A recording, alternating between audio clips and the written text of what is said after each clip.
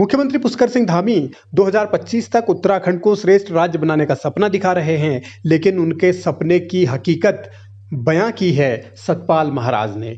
Dhami cabinet के सबसे senior मंत्री, सबसे सयाने नेता और वो सतपाल महाराज एक बार फिर बता रहे हैं कि कैसे अफसरशाही हावी है और सरकार के दावे कितने खोखले हैं। सतपाल महाराज का एक बयान चर्चाओं में है और इसके साथ ही सरकार की भी फजीहत हो रही है। साथ ही सतपाल महाराज खुद भी घिर रहे हैं।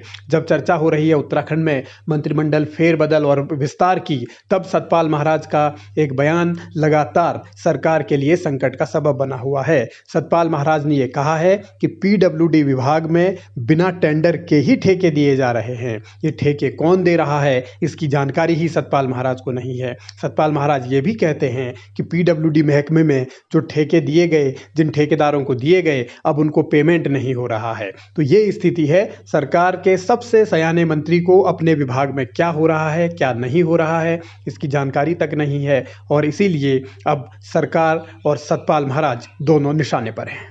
पिटाने का शौक तो सतपाल महाराज को खुद है।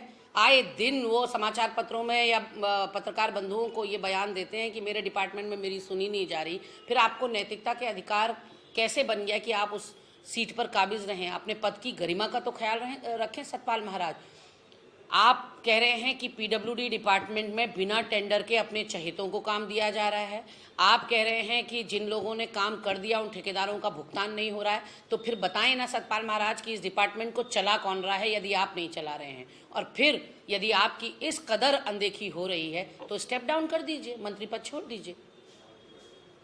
सतपाल महाराज उम्र और अनुभव दोनों लिहाज से बहुत सयाने हैं, लेकिन उनके विभागों में बार बार इस तरीके के विवाद होना और इन विवादों को खुद सतपाल महाराज की ओर से बताना, ये समझाता है कि उत्तराखंड की सरकार में फिलहाल सब कुछ ठीक नहीं चल रहा है और जो काम के दावे किए जा रहे हैं वो धरातल पर कम, कागजों में ज़्यादा हैं। अब मंत्री को ये पता नहीं कि ठेके किस तरह दिए जा रहे हैं और बिना टेंडर के ठेके दिए जा रहे हैं। तो ये कौन सी प्रक्रिया है, किसकी मिली भगत है, किसके इशारे पर काम हो रहा है, कौन ये सब खेल खेल रहा है, आखिर कौन सतपाल महाराज के विभागों में गड़बड़झाला कर रहा है और कौन सतपाल महाराज के लिए मुसीबत बढ़ा रहा है। और इन परिस्थितियों में अब सवाल ये भी उठता है कि क्या कैबिनेट जब रिसफल होगा तो सतपाल महाराज को धामी कैरी करेंगे, यानी उनको कैबिनेट में रखेंगे या फिर बाहर का रास्ता दिखाएंगे। क्योंकि सतपाल महाराज का ये पहला विवाद नहीं है, एक के बाद एक कई विवाद उनके अलग अलग विभागों में आते रहे हैं, चाहे सिंचाई विभाग हो, चाहे पीडब्ल्यूडी महकमा हो या फिर उनके पास दूसरे विभाग हो। हर बार सतपाल महाराज ये कहते रहे हैं